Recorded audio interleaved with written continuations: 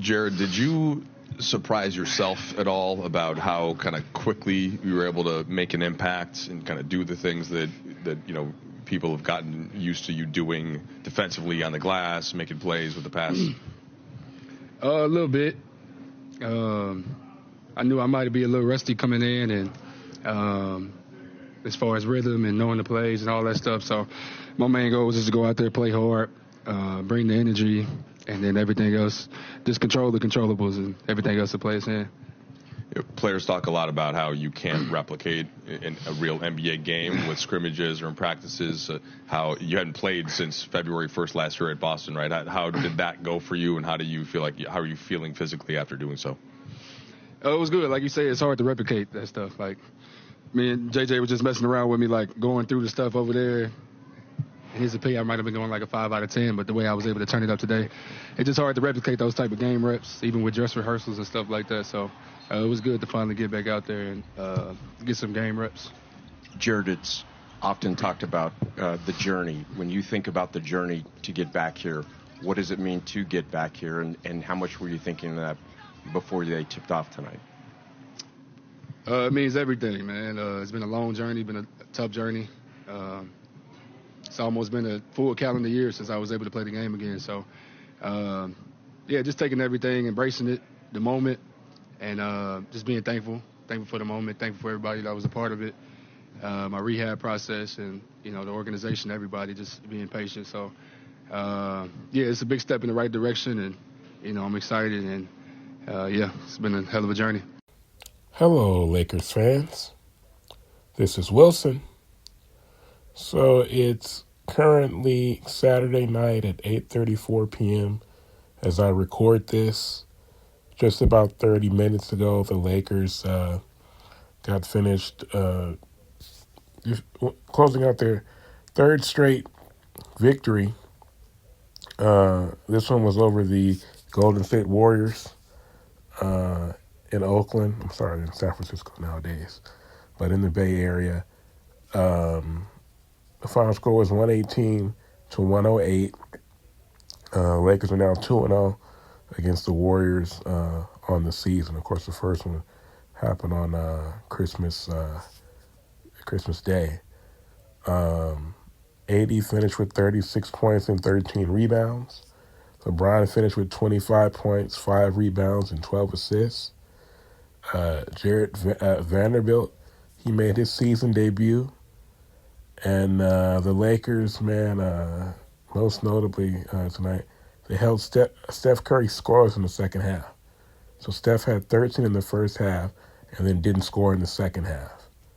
And that defense in the second half, man, they looked 2023 like, just the way they were swarming and the way that they were, chasing guys off the line.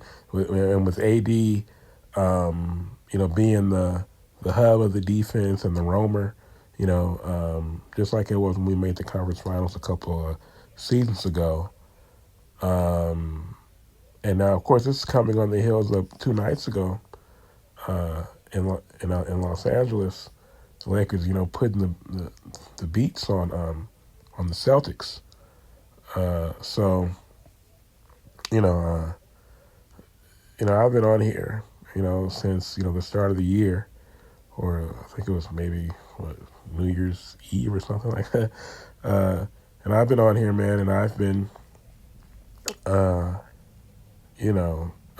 about how the Lakers didn't have enough anymore, how they shouldn't have traded D'Lo. Last time I recorded was, we just lost to the Clippers, but we've won 3 straight since then. And, like I said, so the win tonight, the Warriors are under 500, but we beat the defending champion. Like I said, we beat the Celtics. The final score in that one was 117-96. So, things are starting to look up. Things are starting to fall in place. I mentioned that this was Jared Vanderbilt's his season debut. Of course, he's been out for so long. And he looked like Jared Vanderbilt. He only played 12 minutes, but in those 12 minutes, he looked like the Vanderbilt that we last saw, just running around, doing stuff, swatting at the ball, just kind of being in the way, in the right times, in the right way. He only played 12 minutes, had 2 points, 4 rebounds, and 2 assists. But his impact was, his presence was felt. And so Rui didn't play. And I think I was listening to Rob Fukuzaki, and he was saying that, he was talking about Danny Ainge having trying to stockpile all those picks in Utah, and how, Rui was held out tonight. What was supposed to be a calf strain, but could it be more than that?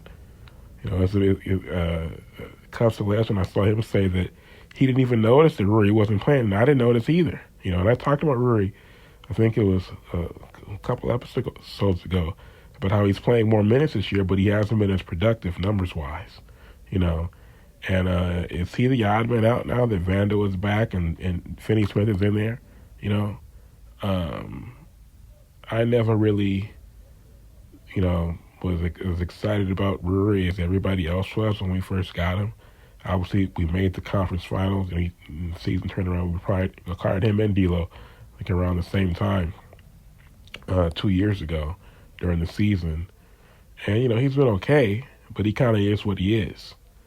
And I don't want to sound like a hypocrite or like I'm, doing a 180 here, because I know I've been down talking about how the trade, I didn't think it was a good trade. Talking about the recent trade for Milton and Finney Smith, who we got for D'Lo. But man, these last 3 games, man, the things are really starting to look up. Like I said, they look 2023-ish tonight.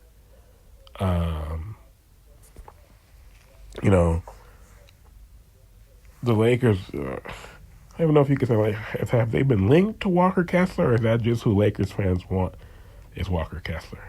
Laker fans linking the Lakers to Walker Kessler. But obviously he's in Utah, and AD spoke to Shams Charania a couple days ago for ESPN, and he, stated that, as he says all the time, he feels more comfortable playing the 4, and he thinks that the Lakers need, another center so that he can play that 4 position. He referenced 2020 when we won the title in the bubble, and he said that, that was the perfect construction of a team, and because we had JaVale and Dwight there, it allowed him to play his more natural power forward position where he's always felt more comfortable.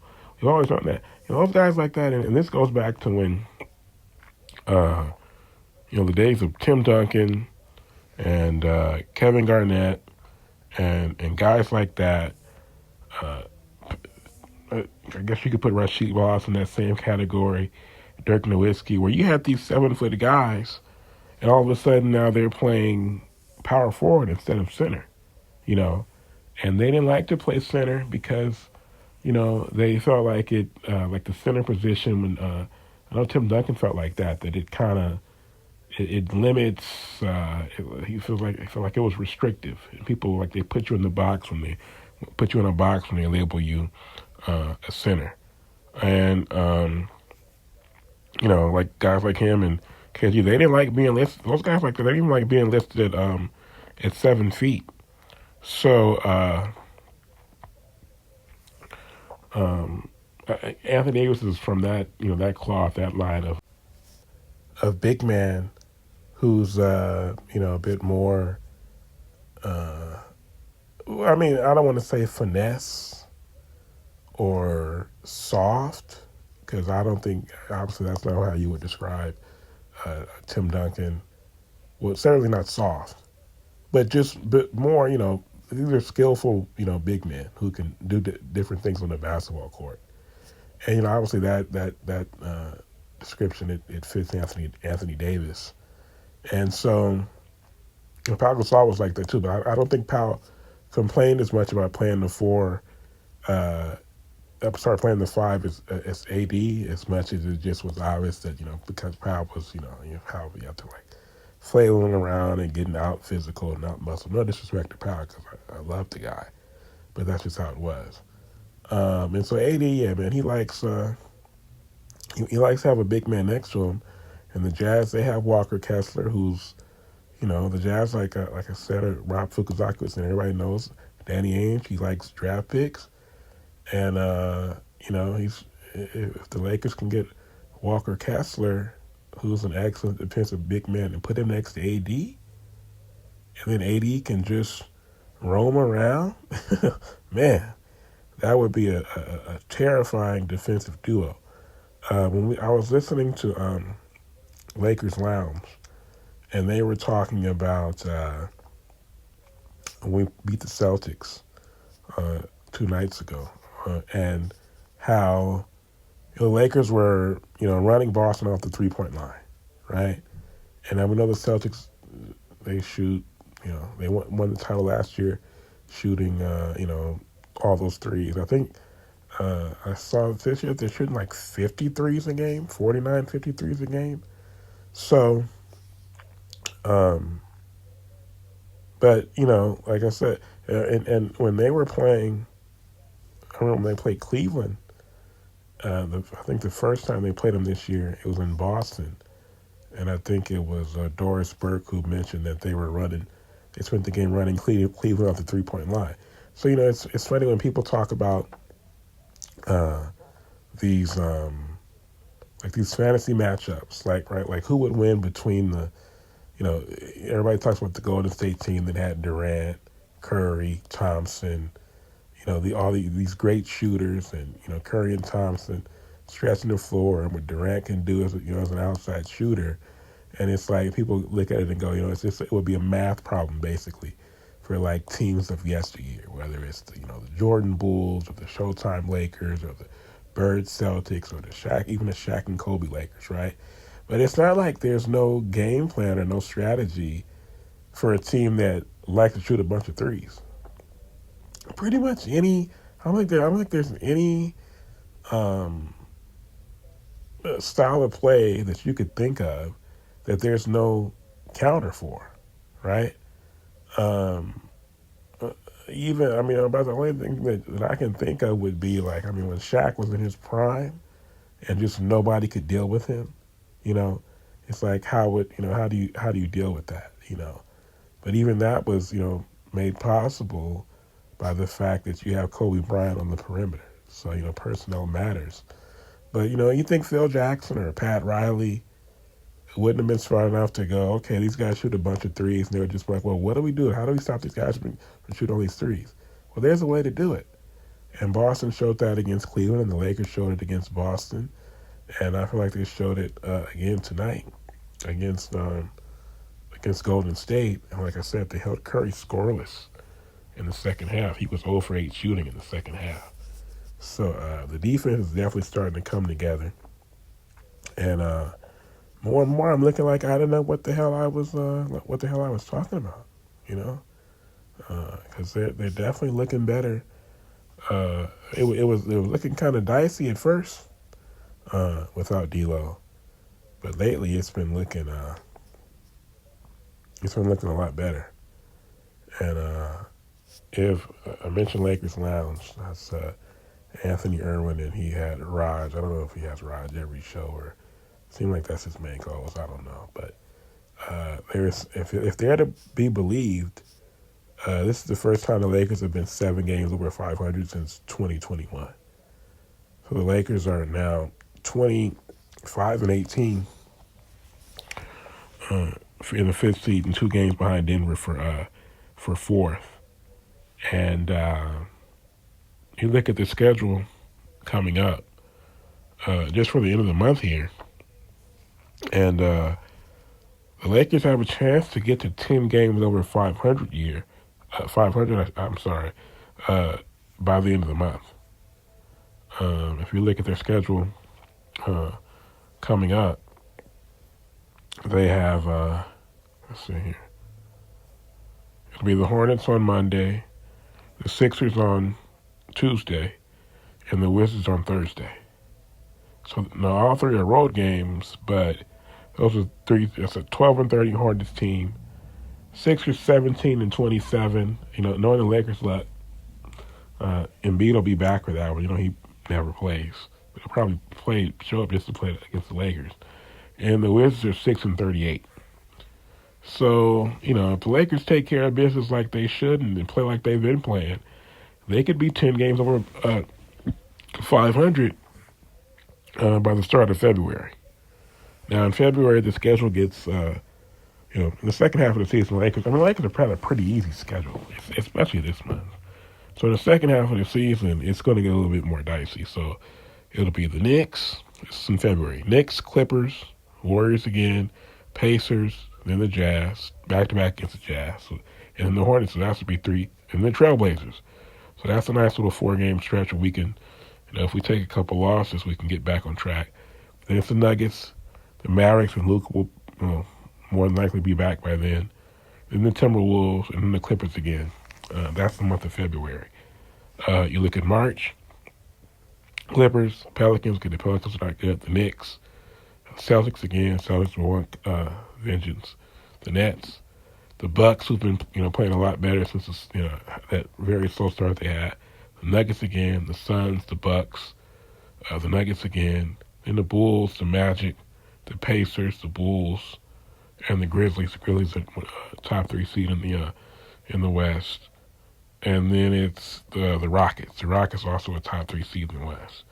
And then in April, you got the Warriors, the Pelicans, the Thunder, back-to-back, the Mavericks, the Rockets, and the Blazers. So obviously, I just look way ahead, 3 months ahead almost, basically.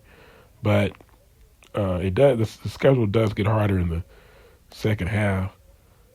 Now this is not I don't expect this Lakers team to suddenly now become a dominant team by any means, but they are looking better, and they're just looking like more cohesive and like they know what they're doing. Like I said, man, tonight they gave off 2023 type vibes the way they were looking against Memphis and against Golden State, where they were just strangling them defensively, funneling everything to the basket, and so things are starting to look up, and I think that Rui may be the odd man out here. A nice player, but Finney Smith and the thing about this Lakers team is that when we made the conference finals 2 years ago, we did it with our defense, right? And we kind of, I feel like, it's hard to play that kind of defense that they were playing in the playoffs that year. It's hard to play that kind of defense every night. But regardless, we're at our best when we're playing defense like that, And that's how it looked tonight, for sure. So if you look at the personnel with Vando back being a defensive player, Finney Smith back having a defensive reputation, maybe we need to, we have, I mean, if we have Bron and AD and Austin at the top, and if Rui is, like I said, he's averaging, his numbers are down despite his minutes being up. Maybe it'd be more useful to just give all of those minutes to, Dorian, to DFS, to Vando, and to I guess Dalton. I guess more of a guard, I guess. But it might make sense to take all those minutes and just split them between DFS and Vando, and then you take Rui and see if you can get a big man to pair with AD, whether it's Walker Kessler or I don't know if Valanciunas. I think Valanciunas will still be on the table, So, yeah, it's starting to look up. Let me see here. I think I mentioned the Celtics last week. Like I said, I still believe in the Celtics, but more and more as you start to wonder, when it gets to May and June, It's hard to go back to back. Now they're good enough. They're talented enough. I don't want to contradict what I said just 1 week ago. But because like I said, it's hard to go back to back, and the second one is always harder, usually. So, so I still believe in them, but they're gonna have to. I think they're good. They're good enough to. They're talented enough to flip the switch. Put it that way. The Jimmy Butler situation. It'll be obviously his time in Miami there. It seems to be coming to a close. They suspended him 7 games, and he came back. He missed a flight, and they suspended him 2 more games. But the logistics of the trade are what's keeping it, I think, from having already been done. I think he has 1 more year. Yeah, he has. He would expect to opt out of his contract, I think, this summer. But who knows, man? Shai Gilgeous-Alexander, he's having an MVP season. I think he could be unanimous with that, with OKC being 36-8.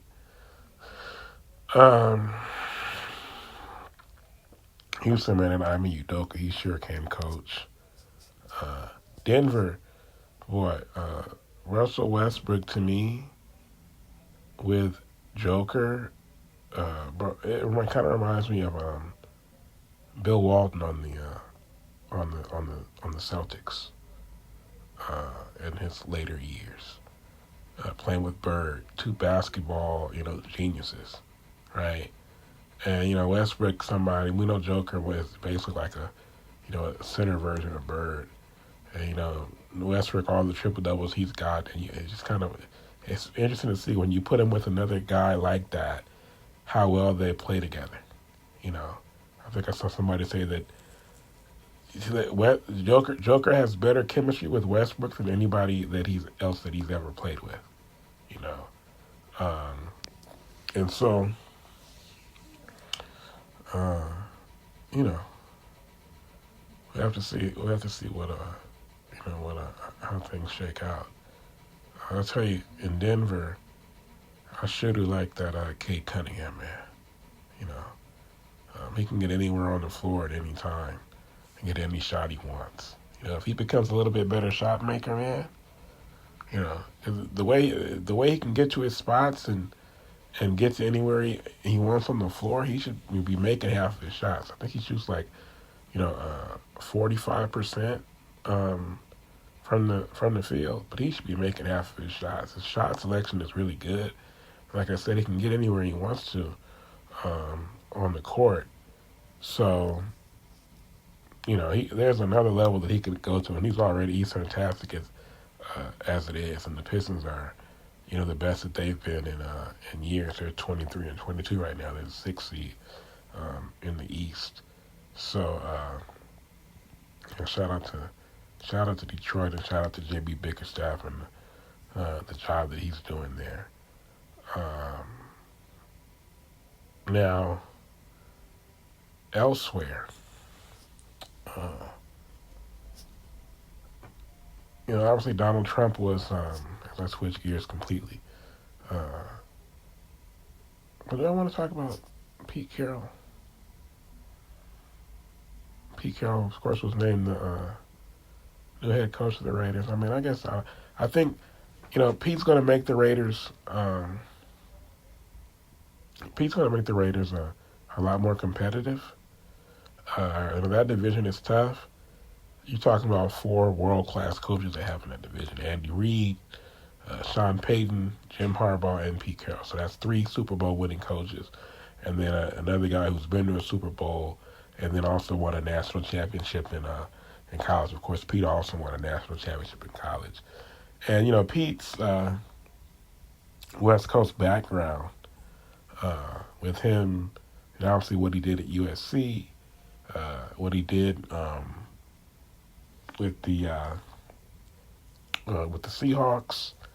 I think he was an assistant, I think, under Bill Walsh, wasn't he? So Pete's a West Coast guy, and it just makes me wish. I've never been a Raiders fan, and I don't even really. I wasn't watching football when the Raiders were still in Los Angeles, but it makes me wish that the Raiders were still in Los Angeles or at least Oakland.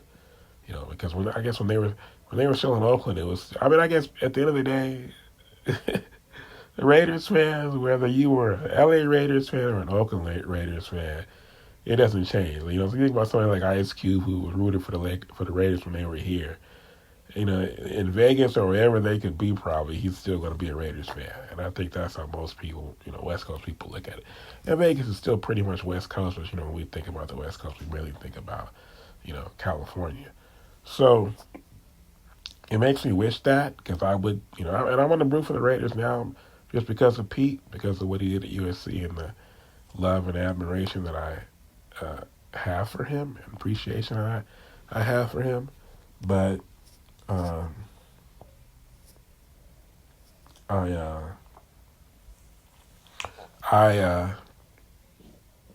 think he's going to do a good job. But like I said, that conference is tough. Obviously, they have the Chiefs, the great Mahomes, and like I said, the other guys they have there. But at the very least, there'll be a more. It'll go from being, maybe like, the Raiders fans probably watched the Raiders, the last it's been 20 plus years now, right? And think, my goodness gracious, man, like God, like we're terribly run. So, but they'll be a lot more organized and a lot more competitive now than they've been, like I said, in a very, very long time. I mean, a very, very long time. Probably since Gruden's first stint there, And they don't. People said, I saw somebody say, well, they don't have a quarterback. And I said, well, when Pete got to the Seahawks, he didn't have a quarterback either, So Pete's going to figure some things out. But like I said, that division is so tough. It's funny, I saw somebody say that Pete came back just to reignite his long-standing rivalry with Jim Harbaugh, which of course goes back to when Pete was at USC and Jim was at Stanford. Jim started it, and then of course when they were in the NFC West, Pete with the Seahawks and Jim with the 49ers. So that was funny. But we'll see what happens. I'll be rooting for Pete because I love that guy. I started to mention Donald Trump in the inauguration, and Jason called me last night, and we started talking about the files that Trump signed for them to be unsealed. I'm talking about, of course, JFK, RFK, and MLK, and what that would look like. And I was telling Jason that it'll probably be like heavily redacted, the JFK file. But if it ever actually, I'm not holding my breath because he said that last time too, and it didn't happen. But if it happens, I'm gonna. And there's like anything in it, and then like actually it uncovers like what actually happened. The thing I don't understand is, right? So they landed on Oswald, right? They said he was the lone shooter, and nobody believes that, right? Now, are you going to tell me that they went and they did an internal investigation or whatever, and they found out who was really responsible, and then those people were not held responsible? Unless it was like a foreign, like say it was Cuba, right? But then we were just going to let Cuba kill our president and not do anything about it, right? If they were behind it. So it's just really interesting, and like, what would it say if the report came out and it said that it was the CIA that was behind it or the FBI or something like that? That's why I find it hard to believe that they'll ever actually let this this information, come to light, because it would be such a bad look for the country. And but Trump, like I said, he signed the thing, and it's supposed to be unsealed. And then you have the MLK. It's not out yet, but it was like some old stuff that resurfaced, and people were like, I guess this is the first time that some people are seeing or realizing that supposedly MLK was like this like degenerate sex addict, basically, behind the scenes, behind closed doors, and that wasn't news to me. I think when I watched the J. Edgar Hoover movie, and then all the way they both showed had scenes in there that alluded to that MLK was basically like I said, like a degenerate sex addict behind closed doors. How does that make me feel about JFK? I think any time that you have someone like that who is whose public image, right? We've seen this a few times. Whether it was Kobe or Pee Wee Herman or Tiger Woods, right? And you have these people, they have this clean-cut public image. Well, you already know that there's nobody who's actually nobody. There's no such thing as that type of person. There's no such thing as a person who doesn't have their vices and their demons and stuff like that. So anytime you see that, you already know that. I mean, and I used to be naive when I was a kid. I always remember when Kobe got charged with sexual assault, and I was like, "What?" That was like my, my loss of innocence moment. When I saw that, there's nothing. There was nothing deviant about what Kobe was doing. He was just a man, a super famous man, rich man, and he was trying to get some side, as Patrice O'Neal used to call it. But there's no such thing as these people who have this, like I said, this very clean cut public persona. Just like Michael Jordan back in the day, and how his public image was. Now, of course, Jordan was always, even going back to the '90s, his gambling problems were like, they were a thing, right, publicly. But I don't care how positive a pitchman you are, or how positive of a public figure you are. You're gonna have some demons, and you're gonna have some skeletons, and you're gonna have some vices, and that's just the way it is. It doesn't matter who you are, even if you're Martin Luther King, and you're the greatest. If it weren't for Martin Luther King, I guess we have the vote. It would be, he was, to tell you what Martin Luther King did. Now, personally, my personal thoughts on King are that, as King Erner once said, using the old, it was Lick Moss who said it. King Erner used to talk about people having their honor snatched. And Lick Moss said that, basically said Martin Luther King deserved to have his honor snatched. Because King basically, integration was not good for black people. It hasn't been. We lost all our businesses. We lost our industry. And everybody else moved into our neighborhoods, the Hispanic and the Asians, and they built up their businesses and built up their industry, and we lost ours. We used to have black-owned businesses and stuff like that in our neighborhoods, and now we really don't, but the Hispanics do, the Asians do. It's funny, the Asians will have, the Asians run, Louisiana Fried Chicken. What the heck do Asians know about Louisiana Fried Chicken? But they're the people who run those, who run that chain out here in Los Angeles, the ones that I've been to. So, it's, me and all the blacks, we don't have anything. So, King wanted integration, but really what we needed, Malcolm X was really the guy that we needed. I saw Dr. Umar say something interesting. He said that the King, that the king was not assassinated until he became a little more of he started thinking and speaking, I guess, like a little bit more like how Malcolm was known to speak. And then I saw another person say that it's true that Malcolm was not assassinated by the Nation of Islam until he started thinking more in terms that maybe we could integrate, you know, so and all get along, as one human race. So that was fascinating. I know I'm just kind of off on a tangent now. I started off talking about the documents, but yeah, it's just something. Because I just kind of started rambling there. But yeah, like I said, man, if those documents actually get unsealed, and there's any like news in it that we didn't already know, I'll for sure get back on here and I'll break those down, man, in detail.